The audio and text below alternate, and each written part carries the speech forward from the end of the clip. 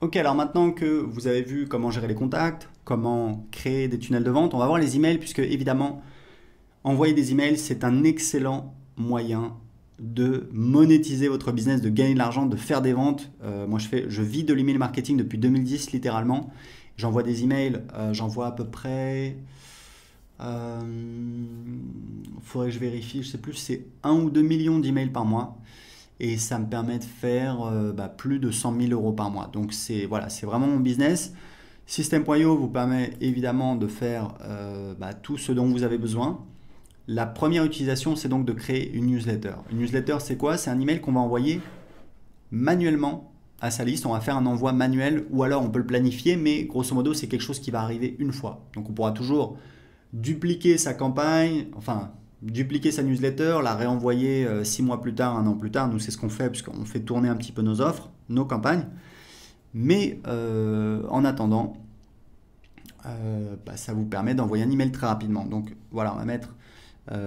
Donc pour le titre de l'email, je vous conseille fortement. Il y a toujours quelque chose qui fonctionne très bien, c'est bénéfice plus curiosité. Donc par exemple, euh, la méthode agir pour investir dans l'immobilier. Voilà, donc investir dans l'immobilier, c'est un bénéfice. La méthode agir, qu'est-ce que c'est? Il faut cliquer pour voir.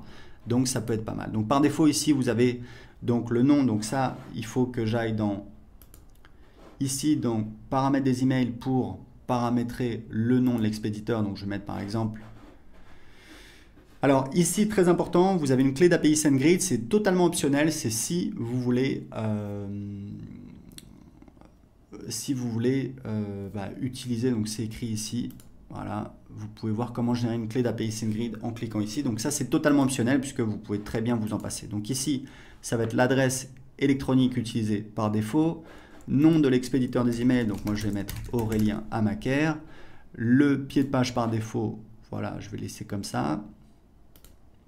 Je vais enregistrer, voilà. Alors ici, très important, vous ne pouvez pas utiliser une adresse Gmail car Gmail en fait si vous envoyez des emails avec Gmail très rapidement vos emails vont tomber dans les spams.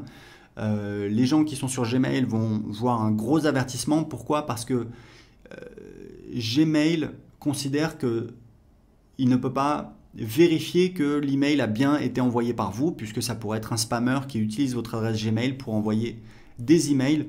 Et comme les emails de votre newsletter ont été envoyés par nos serveurs, et pas par les serveurs de Gmail, donc Gmail ne peut pas s'assurer. Donc on a récemment interdit le fait d'utiliser une adresse Gmail. Donc ce que vous pouvez faire, c'est tout simplement, ce qu'on vous recommande de faire, c'est très simple. Vous allez sur OVH, je vous mettrai le lien. Vous pouvez prendre un nom de domaine et avoir une adresse email. Ça vous coûte quelques euros par an. Je crois que ça commence à 2 euros et ça va jusqu'à 7 ou 8 euros. Donc c'est vraiment rien du tout. Et ça vous permet de professionnaliser votre business, d'être plus crédible en ayant votre propre nom de domaine. Donc je vais retourner dans les newsletters. Donc créer une newsletter. Voilà, donc le titre, etc. Ici, vous mettez le corps de l'email.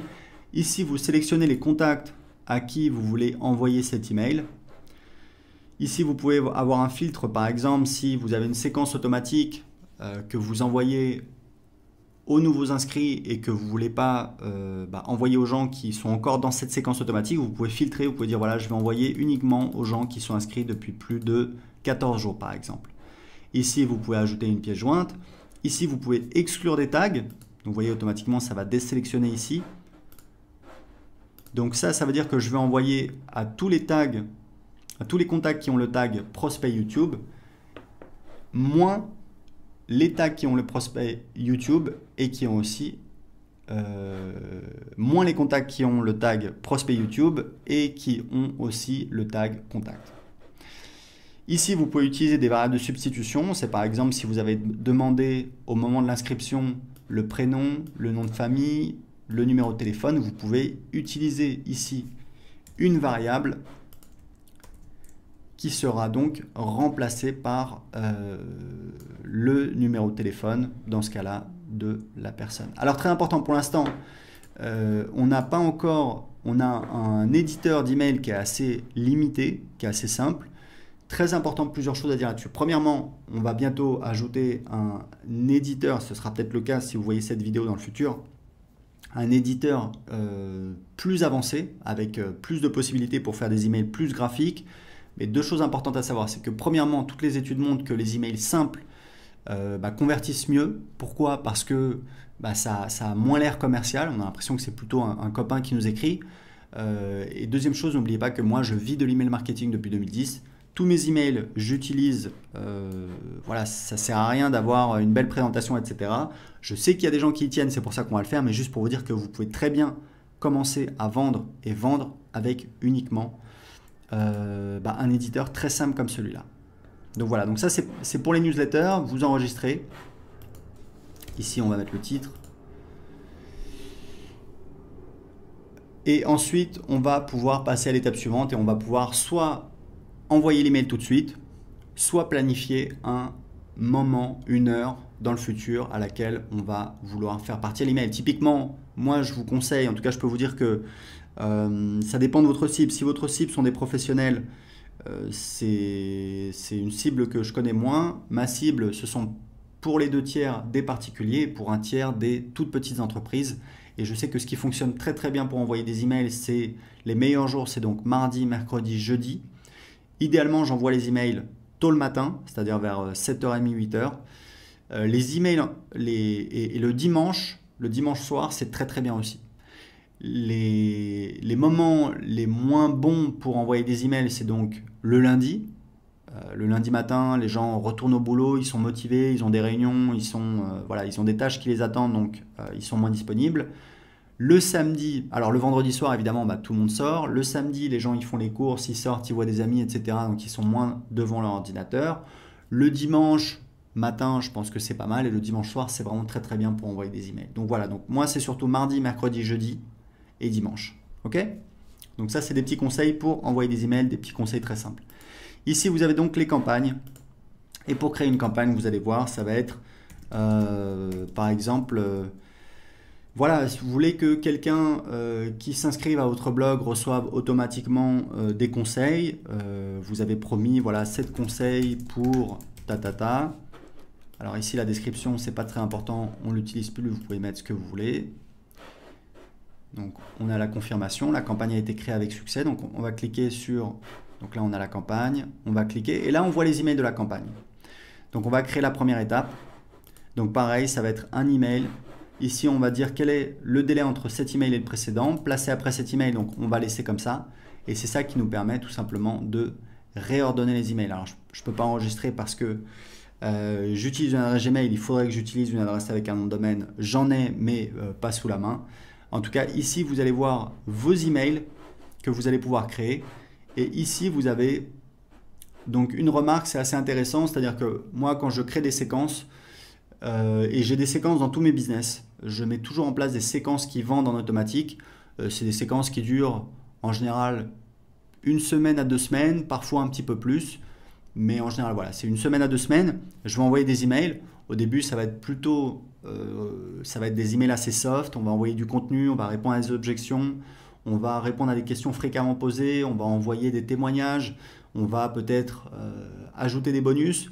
Et puis, au fur et à mesure qu'on approche de la date limite, je vais commencer à mettre un petit peu plus la pression en disant voilà, on arrive bientôt à la fin de la date limite pour profiter du bonus, inscrivez-vous maintenant, etc., etc. Donc, ce que je vous conseille, puisque c'est pareil, ça fait des années que je fais ça, si vous voulez mettre en place une séquence de vente d'emails en automatique, faites simple.